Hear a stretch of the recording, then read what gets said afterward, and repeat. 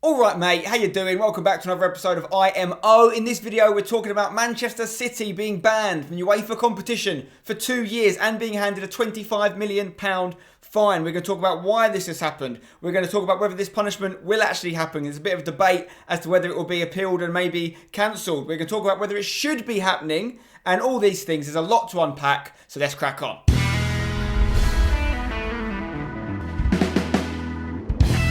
Yes, so where do we start? Manchester City have been banned. This is to do with financial fair play, okay? You know about this. This is the rule that says anyone competing in European competition has to not spend a certain amount more than what they make. They can't spend more than they get in revenue within a certain amount, or else it's deemed unfair advantage. You can't just throw money, anymore at least, into your team if you're not making a lot of that money already. So it's supposed to make things fairer for everyone. I have some issues with financial fair play anyway. I think it protects the clubs that are already rich and already set up to bring in a lot of money, but we'll talk about that near the end of the video. This is particularly about Manchester City, who've been found in breach of financial fair play, which basically means they have lied, or they've been accused of being lying, I should say, to UEFA about how much money they're making legitimately, and that then means they've been able to spend more than they should have been able to spend on things like player transfers and wages. So in this particular case, what's happened is Etihad Airways, who sponsor the Man City shirt, are part owned by the guy who owns Man City. And what's happened is they pay like 66, 67 million pounds a year, which is a crazy amount, by the way, to sponsor the shirt of Man City. But what the guys investigating have found is that only like 8 million of that was actually coming from Etihad, the company, and another almost 60 million of that was coming personally from the owner of the club, which is not allowed. You can't just inflate your earnings to make it look like you're making more than you are legitimately. So that's what Man City have been accused of doing. UEFA have decided it's such a big kind of lie or cheat of the system, they're handing out an unprecedented punishment, which is 2 years ban from all UEFA competitions, including Champions League, Europa League, whatever, and a £25 million fine, which is pretty significant. So before we get into what will this mean, what are all the repercussions of this punishment, the first thing I want to talk about is, will it actually happen? Because we've seen things like this before be overruled, okay? Most recently, for example, Chelsea got their transfer ban. That didn't get overruled, but it did get reduced. It went from a 2-year transfer ban to a 1-year transfer ban, or a 2-window, I should say, to 1 window. So they were able to do business in January and the transfer window that just went. So often these things get changed. One of the reasons they get changed is these clubs, particularly the rich clubs, have got loads of money. They can get the best lawyers on the case and they can get stuff reduced. In Man City's case, they've actually been involved in this sort of thing before and they've got their lawyers to overturn it. The reason they're so good at overturning it is not necessarily because what they're accused of was not true, but it's because their lawyers are so good and they have so much money, they can basically outspend UEFA. Man City have more money than UEFA. It's ridiculous, but it's true, which means they can get things tangled up in the courts to the point where UEFA don't want to proceed with it anymore, or they can prove that they were unfairly, punished in the first place and it shouldn't have done. That's their attempt. And the chairman of Man City has come out and said, these punishments will not happen. He said, trust me, they will not happen. So he's very sure and he's reassuring the fans and the players and the management of Man City they've got nothing to worry about. So what Man City are going to be doing is they're going to be appealing the decision with the Court of Arbitration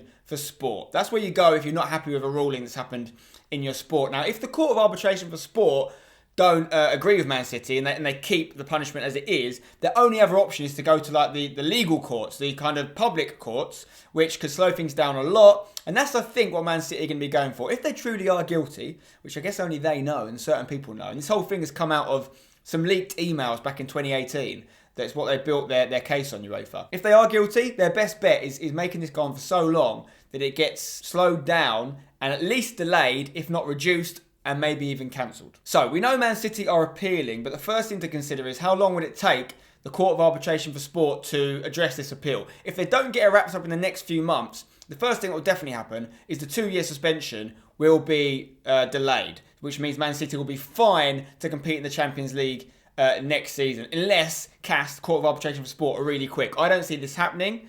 I don't think they will get it done, but it's important that people know where they stand, because there's a lot of people now saying, well, what happens to Man City's Champions League spot? They could qualify for UEFA competition like 4 different ways this season still. They could get a top 4 spot, probably will. They can win the Champions League, which automatically qualifies them. They could win the FA Cup and the League Cup, which automatically qualifies them for the Europa League. So there's a lot of different repercussions to this, also for other clubs. Some people saying, well, if Sheffield United finish 5th, or Man United, or Arsenal, or Tottenham, whoever, will they get Champions League spot? Now, the answer is we don't know yet, because we don't know if Man City's punishment is going to be upheld, and we won't know that for a little bit. So, as it always is with all sports, the best thing for all these clubs concerned to do is just try their best and win every game they can. And if they get it, they get it. If they don't, they don't. But whether this punishment will be upheld is an interesting one. Like, there isn't really any precedent for a club being banned from the Champions League for 2 years. PSG have had some issues in the past.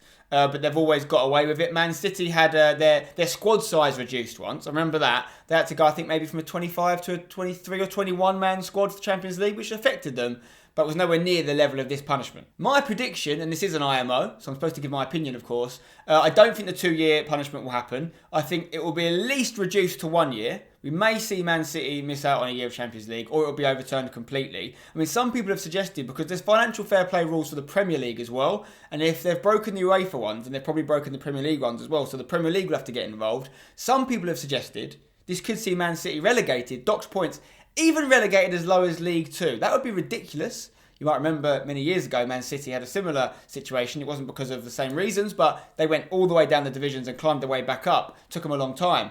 I don't see that happening, guys. I would be flabbergasted if they were even relegated. Maybe there'll be docked points in the Premier League. I think they'd still survive even if they were. But yeah, I mean, that would be quite extreme, but it could happen. And before we get on to whether Man City deserve this punishment, I want to talk about what would happen and what the repercussions would be if this punishment happens. The first thing you've got to do is look at the existing players and manager, none more so than Pep Guardiola. This is his toughest year so far at City. He's not going to win the league, and he's going to be beaten by some distance, much more than the distance he beat Liverpool by last year, despite setting a record points total for the Premier League. It's been a bad year this year. He could still win the Champions League, it's possible. You wonder how much of an effect this whole court case is going to have on the players. And he could still win multiple domestic cups. So it could still be a decent year for Pep. But there's been question marks as to whether he's going to stay. He usually gets itchy feet around this sort of time at a club with Barca and Bayern before. But he's come out and said he will stay at City. Whatever happens, he supports the team. It's time to stick together. He said, whatever league we're in, I'll stay with the club. So even if they went down to League 2, he suggested he'd stay, which would be an amazing turn of events. And you do wonder how complicit Pep has been in any financial fair play doping, because this is financial doping. If they've done it, it's no different to taking drugs to make yourself better at 100 metres. It's the same. It's just cheating the system in a financial way rather than a physical way. And we'll get on to talk more about that later. But with Pep, he's come out and said he was going to stay. There's been some doubt about whether Raheem Sterling would stay. He's come out and said he's going to stay as well. So he's given the club a little bit of a boost. This doesn't always mean anything. It's not actually legally binding them saying these things, so anything could happen in the future. But as far as it goes at the moment, they've said they're going to stay. What it could affect is their ability to attract players. If they are banned from Champions League, even if it's just for 1 year, is that going to affect their transfer policy? You know, for example, they clearly need to reinforce the defence, okay? They need some centre-backs. Are they going to get the best centre-backs they could if they're banned from Champions League? Is this going to mean a kind of Chelsea strategy needs to be taken where they give the youth a real chance? People like Eric Garcia, the young centre-back coming through, is he going to get a go in the first team? People like John Stones and Otamendi, who people thought would be out the door, are they going to stay now? Are they going to have to stay? Jadon Sancho is a player who's going to be moving in the summer from what we know. And whether he's ever going to go back to City, I don't know. I feel like he wouldn't return there. He's been linked with other clubs more so, but I think this definitely rules it out. Jadon Sancho has to be playing Champions League football. I don't see him coming back to City now. Could be a world where someone like Messi becomes available. There's been talk about potentially leaving Barca. I don't see it happening personally, but you never know. Mbappe from PSG. City are going to be out the race to sign these guys if they're not in the Champions League, surely. Someone like Phil Foden, who desperately needs game time, and he's been earmarked as the replacement for David Silva, who leaves at the end of the year. This could be good or bad for him. If it limits their transfer policy a little bit, maybe he'll get even more game time and he could be the shining light for Man City's creative midfield position next season. Or does he really back himself and go, no, you know what, I've waited my turn. I was expecting to be playing Champions League football next season. I'm off. What about players like Kevin De Bruyne? Can he afford to wait 2 more years without Champions League football? He's 29 now. 29 to 31, his position is as close to your prime as you're going to get. He has to be playing Champions League football. So as much as they're saying they're not panicking, they've had a team meeting, they've all talked about it, they're ready to crack on with this season, people will start to think. And that could affect performances this year, and it could definitely affect whether players stay at the club next year. So it's in Man City's interest to get this wrapped up as soon as possible. But now I want to talk about whether this should be happening. Okay, is it the right punishment? Do Man City deserve it? Obviously, we don't know all the facts yet. We don't know the evidence. But if UEFA are fairly confident of what they've found, and oh, by the way, I think they would be pretty confident if they're going to come out with a punishment like this. They've done their due diligence, you expect. If they're confident Man City have broken these rules, then yes, they should be getting punished significantly, in my opinion. Now, here's the thing with Man City. whilst they have more money than most clubs in the world, maybe any other club in the world, they, because of financial fair play, haven't been able to flex their financial muscles as much as they would like. To clubs like West Ham and all the other clubs that aren't the upper echelons of the football financials, we are envious of Man City and we see Man City as this super rich, super powerful thing. But they also have a chip on their shoulder about the clubs with bigger revenue creating abilities than them. The Liverpools, the Man Uniteds, the Barcelonas, the Real Madrids. Clubs that have been a bigger brand in football, with a bigger worldwide fan base for longer, they have the ability to create more revenue. Selling shirts across the world, whatever, packing out stadiums, which allows them to spend more money because of financial fair play. Man City, despite having the money to spend, haven't been able to spend it because they don't make as much. The only way they've been able to compete with these guys is by inflating their revenues, apparently illegally. And that brings me to my point about financial fair play. Far be it for me to paint Man City as a victim, because they're definitely not a victim here, but they have felt limited by financial fair play in order to grow their brand and to kick on. You take that to another club. Let's say West Ham, my club, were to get a big rich owner come in like Man City did a few years ago, and he wanted to take us to the next level. It wouldn't really be that easy to do that. The only way to kind of legally do it is actually to spend your money on building out the brand and making the club more popular worldwide. And obviously the best way to do that is bring in big players. But you can't do it if you aren't bringing the money in revenue. So financial fair play doesn't actually make it fairer, fair play being the word, for every club. It makes it easier for the rich clubs and harder for the clubs with aspirations to get to that level. So that's why I have a problem with financial fair play. If we were doing this properly, it wouldn't be about how much money you make. It would be one figure for all clubs. For example, all Premier League clubs can spend this much money and can pay this much money in wages. A salary cap, a transfer cap. It can still be set very high, but they would say it was say you couldn't spend more than 200 million every transfer window and you couldn't pay any player more than 200k a week, whatever. That would still give clubs the ability to hit the top end of that. But what it would mean is if someone came in and bought Burnley and wanted to spend 200 million to get to the same expenditure that Man City, Real Madrid, etc. have, they could within the rules. That would be more fair play. The figures I'm saying where it should set, I've just made them up off the top of my head. They could be lower, they could be higher, I don't know. But that's how it has to work to be truly fair. One of the reasons we don't see this financial fair play come in is because football, unlike, say, American sports, which have this sort of model with salary caps, this is not a closed market like American football is, like baseball is, like basketball is to an extent. Football is a worldwide sport. The reason that Premier League, for example, or even UEFA are worried to bring in these sort of salary caps is they're worried other continents will then come in and go, well, we're not doing that, so why don't you just come to China, by the way? We've got, maybe not China right now, not the best place to go, but, another place could change the rules and say, or have their own rules. We haven't got a salary cap. Players, come here. You can get paid £1 billion a week if you want, or whatever, not that much. But that's why they're worried. They don't want to lose a competitive edge. They don't want to lose the money they get from TV to show and people watch their games. So basically, football is a victim of its own success. We're so popular across the world as a sport that we need to be competing against other parts of the world. So the only way for this to work would be for the whole world, and it would have to come from FIFA, I guess, to instigate a salary cap, wage and transfers, everything across the board.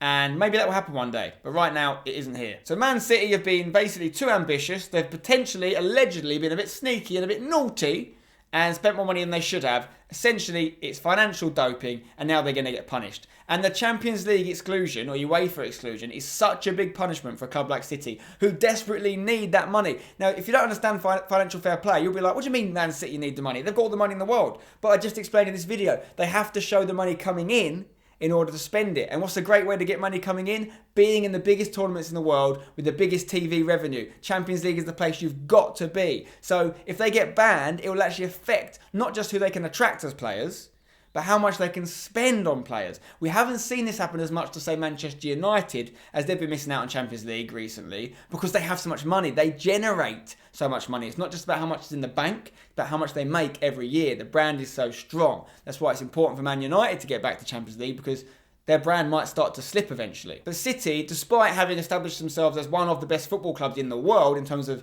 ability, and also in terms of setup and the infrastructure they've created around Manchester is amazing, and their youth academy, etc. But they haven't established themselves as one of the biggest brands. They're still on that journey, and this could massively reduce their ability to catch up the other clubs. So in answer to the question, should this be happening, I would say yes. If Man City are guilty of what they've been said to be guilty of, throw the book at them. Throw the book at them. However, I will add to that, don't just throw the book at City. I'm sure there's other clubs doing it. I'm sure PSG might have played some naughty games with their numbers, because they have not got the same revenue coming in as the Man Uniteds and Barcelonas, etc.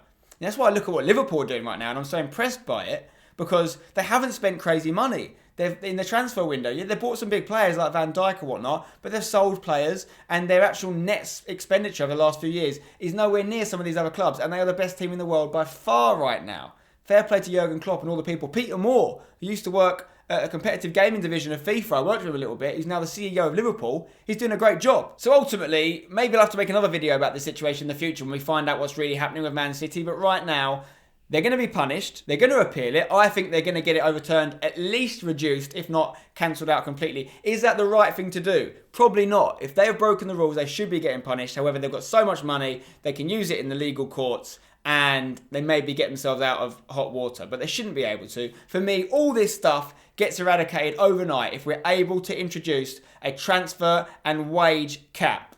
If we introduce that for world football, it's a massive ask. It probably won't happen.